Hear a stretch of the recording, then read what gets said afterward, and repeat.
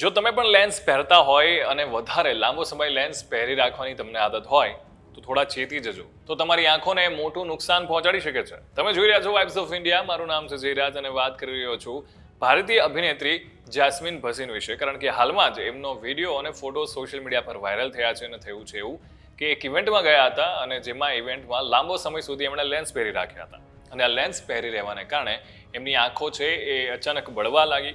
બળવાની સાથે જ થયું એવું કે એમને આંખે દેખાતું બંધ થઈ ગયું.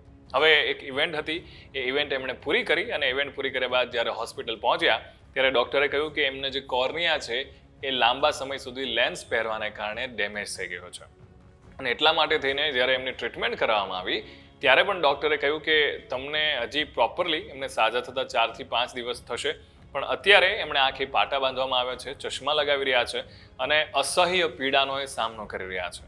એટલે આ વાત જેટલા પણ લોકો લેન્સ પહેરી રહ્યા છે એમના માટે એક ખતરારૂપ ઘંટી છે. જો તમે પણ લેન્સ પહેરતા હોય તો સાવચેતી રાખજો, સાવધાન રહેજો. Keep watching vibes of India.